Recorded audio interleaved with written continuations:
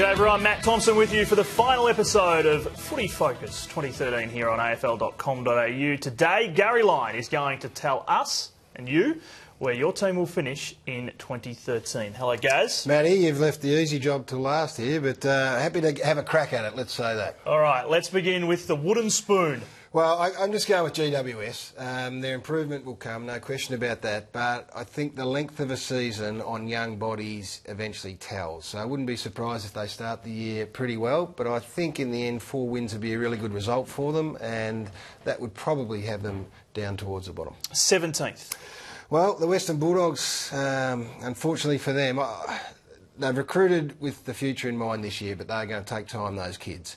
I worry about their ability to score forward or centre. They don't appear to me to have a ready-made forward, and their back half is young, with Roughhead being pencilled in as the man to play on the big key forward. So I think it might be a tough year for the Dogs. 16th. 16th, the Gold Coast. Similar, they should be better than what they were last year. 2 years in the system. I think some of their players are about to come of age. There's a bit of a rider on it. They need to find one of those key forwards to step up. But I think they're capable of winning 5 to 7 games. The chairman says they're going to win a flag within 3 years. Is that just a complete joke? I mean, the whole competition seems to be laughing at them for that statement. But if you're saying they're only going to finish 16th, they've got a long way to go to even make the finals within 3 years. Give you some advice, Matty, on Gold Coast and GWS. Let's not laugh at them too loudly, because they're going to come back to haunt us at some stage. All right, 15th. Melbourne have them in at 15th. Now, they play GWS, Gold Coast and Western Bulldogs twice, which I'm not saying they're going to win all those games. They should, I think, which would allow them to elevate themselves above them. They should be looking at around 7 victories, I would have thought.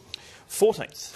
Well, Port Adelaide, I'm a little bit of an optimist in terms of Port. I think their midfield is first rate. Johnny Butcher and Schultz are a key forward combination that can play. Carlisle in the back half.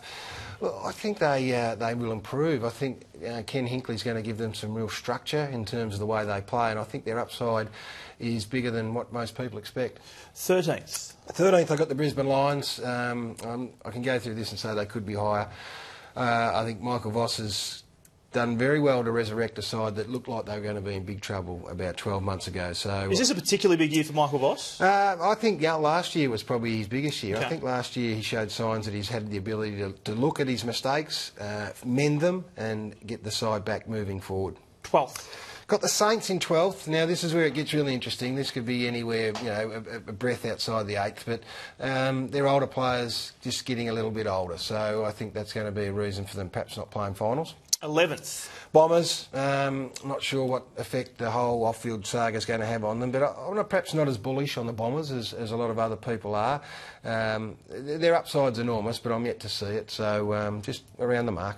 Tigers fans. Not going to like me, are they? No, I don't think they're going to be happy with this. They're not going to be happy, are they? 10th, look, I share the optimism. I think they're on the right track, but I guess I've been burnt by Richmond over the journey, so I'm happy to be proved wrong. Look, the fact remains they were 3 games outside the 8 last year. I mean, people sort of talking about why hadn't they at the 8? Well, they were 3 games out. They lost to Gold Coast and drew with Port Adelaide. So I still want to see it from Richmond. Night spot is also potentially a brave call. It could also be one of the more stupid ones of all time, but I've got the Blues outside the 8. You reckon Richmond fans aren't going to be happy? Again, their forward 50 setup is my greatest query. The workhorses of Casbolt and Rowe that have shown a bit over the summer. Weight is the wild card in all of this. They need to be playing to give Garlett and Betts their supply, so who knows? Could be very wrong. All right, into the 8 we go, starting with the Kangaroos. Well, what happens is I leave them out too often to be embarrassed, and they got a tougher draw than they had. They had a very good draw last year, which saw them in the 8. They've got a tougher draw now. It's a big challenge for them, but I think their midfield group are going to get better and better and better. Petrie down for Black. I thought that Tarrant showed enough to give them opportunity. I think their back half solid. I think they're well coached. They love playing at Etihad. They'll sneak in. 7th spot. The Crows, so that's a slide for the Crows. I I think they had a really good draw last year, and I don't think it's too bad this year either. But they're too talented not to be playing in September. There's always someone that slides during the year, Matty, and I've got the Crows. It's just, and they'll be nuisance value come September around 7th, but I think they're going to just drop off a bit. 6th spot. I love the Cats. Could be anywhere. Geelong. They're very, very good players, will ensure they win enough games. The fact they played at Skills Stadium on 7 occasions means they're going to win enough games to be involved in September. What sort of damage they can do, well, that will depend again on their X factors. It is starting to get a lot harder for you now. Gaz, 5th. Got the Maggies outside the top 4. That could be one of the more stupid things I've said as well, given their form. They look to have recaptured some hunger.